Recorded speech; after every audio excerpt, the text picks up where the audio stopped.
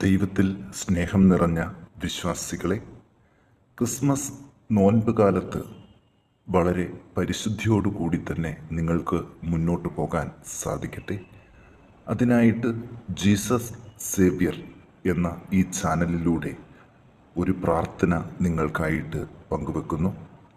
Christmas നോൻപ് കാലത്ത് നിങ്ങൾ അറിഞ്ഞിരിക്കേണ്ട ഒരു പ്രാർത്ഥന കൂടിയാണ് ഇത്. ഈ പ്രാർത്ഥന പഠിക്കും മുൻപ് നിങ്ങൾ ഇതുവരെ ഈ ചാനൽ സബ്സ്ക്രൈബ് ചെയ്തിട്ടില്ലെങ്കിൽ ദൈവനാമത്തിൽ ഈ ചാനൽ ഒന്ന് സബ്സ്ക്രൈബ് ചെയ്യുക. യേശുക്രിസ്തുവിൻ്റെ വചനം മറ്റുള്ളവരിലേക്കും എത്തിക്കുന്നതിന് വേണ്ടിയിട്ട് ചാനൽ ഒന്ന് സബ്സ്ക്രൈബ് ചെയ്യുക. ഒപ്പം വീഡിയോ ലൈക്ക് ചെയ്യുക.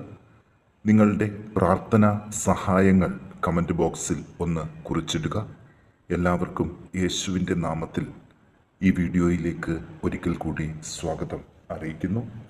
നമുക്ക് ഇന്നത്തെ ഈ വീഡിയോയിൽ വിശുദ്ധ ലൂക്ക എഴുതിയ സുവിശേഷം 1-ാം അധ്യായത്തിൽ 39 മുതൽ 45 വരെ ഉള്ള വാക്യങ്ങൾ ഒന്ന് കേട്ടു നോക്കാം. ആ ദിവസങ്ങളിൽ മറിയം യൂദയായിലെ മലമ്പ്രദേശത്തുള്ള ഒരു പട്ടണത്തിലേക്ക് തിടുക്കത്തിൽ യാത്ര പുറപ്പെട്ടു. അവൾ സക്കറിയായുടെ വീട്ടിൽ പ്രവേശിച്ച് എലിസബത്തിനെ അഭിവാദനം ചെയ്തു. മറിയത്തിൻ്റെ അഭിവാദനം കേട്ടപ്പോൾ എലിസബത്തിൻ്റെ ഉദരത്തിൽ ശിശു കുതിച്ചു ചാടി.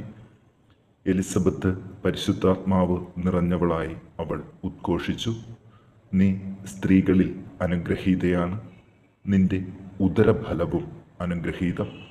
എൻ്റെ കർത്താവിൻ്റെ അമ്മ എൻ്റെ അടുത്ത് വരുവാനുള്ള ഈ ഭാഗ്യം എനിക്ക് എവിടെ നിന്ന്? ഇതാ നിന്റെ അഭിവാദന സ്വരം എൻ്റെ ചെവികളിൽ പതിച്ചപ്പോൾ ശിശു എൻ്റെ ഉദരത്തിൽ സന്തോഷത്താൽ കുതിച്ചു ചാടി. കർത്താവ് അരുൾ ചെയ്ത കാര്യങ്ങൾ നിറവേറുമെന്ന് വിശ്വസിച്ചവൾ ഭാഗ്യവതി. ഈ സുവിശേഷ ഭാഗം വളരെ വിശദമായിട്ട് തന്നെ നമുക്കൊന്ന് നോക്കാം.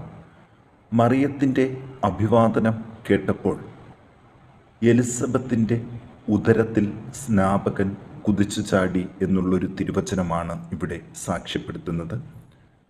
യേശുക്രിസ്തുവിനെ ഉദരത്തിൽ വഹിച്ചുകൊണ്ടുള്ള അമ്മയുടെ എലിസബത്തുമായിട്ടുള്ള സമാഗമത്തിൽ യാഥാർത്ഥ്യമായിട്ടുള്ളൊരു സന്തോഷം പിറവിയെടുക്കുന്നൊരു സുവിശേഷ ഭാഗമാണ് നാം ഇവിടെ പങ്കുവച്ചത്.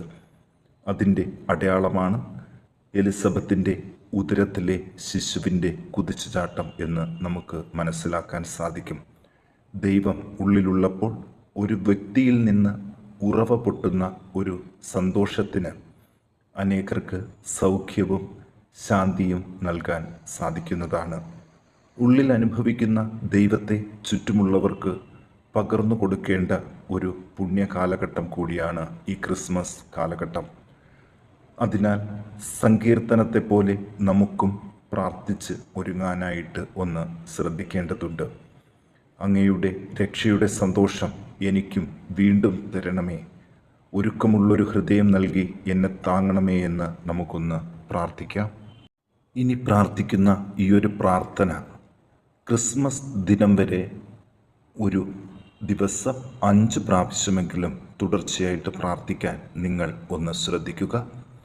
സ്വർഗീയ പിതാവേ, ആഗമനകാലം ക്രിസ്മസ് പ്രഭാതത്തിലെ സന്തോഷം ഞങ്ങൾക്ക് മുൻകൂട്ടി നൽകുന്നുവല്ലോ.